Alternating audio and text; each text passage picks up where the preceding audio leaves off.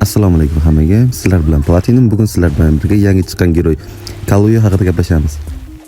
У меня аж хвост чешется подраться. Конечно. Birinchi naviga keladigan bo'lsak, birinchi navig berganimizda dushmanni 40% ga sekinlashtiradi va o'zidan suvli doira qoldiradi. Agar doirani ichida yana bir marta birinchi navigimizni berib, keyin esa обычный udar bilan ursak va passivkasi ishga tushib, tez zarba berishni boshlaydi.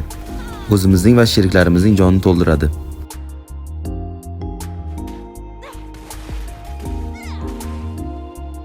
Ikkinchi naviga keladigan bo'lsak, agarda ikkinchi navigini dushmanga qaratib bersak, dushmanga ozgina kontrol beradi. Ikkinchi navigimizni berib bo'lgandan so'ng ham suvli doira qoldiradi. Doiraning ichida bironta navigimizni ishlatsak, Kaluyaning passivkasini ishga tushiramiz va o'zimiz va sheriklarimiz jonini to'ldiramiz.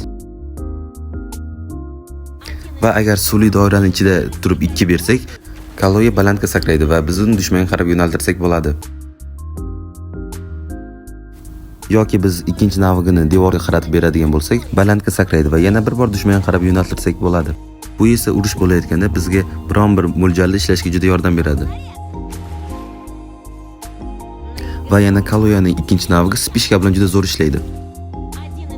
Ikkinchi navigni spishka bilan ishlatish uchun birinchi navbatda ikkinchi navig devorga beramiz va spishka keyingi esa 2 ni bosamiz. Spishka berayotganda juda shoshilishimiz shart emas, chunki Kaluya osmonga sakraganda bir necha soniya vaqtimiz bo'ladi.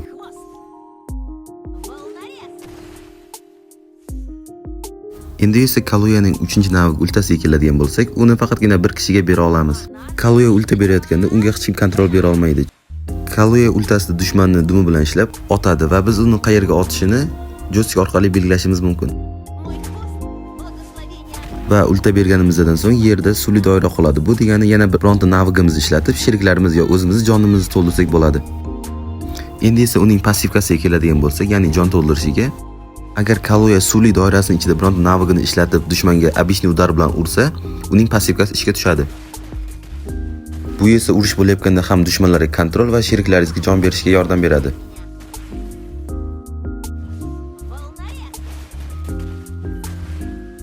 Endi esa Kaluya bilan ishlatiladigan kombolarga keladigan bo'lsak va spishka beradigan bo'lsak, Kaluya juda ham uzoqqa sakraydi va dushmanimizga ulta berib, o'zimizning sheriklarimizni oldiga otishimiz mumkin. Meni fikrimcha Kaluya opitdan ko'ra ko'proq ro'mga to'g'ri tushadi. Chunki Kaluya xohlagan dushman xohlagan joyda tutib sheriklarga olib chiqib beradi. Agarda dushman giroy hatto mashinaning ichida turgan bo'lsa ham, uni olib chiqish Kaluya uchun muammo tug'dirmaydi.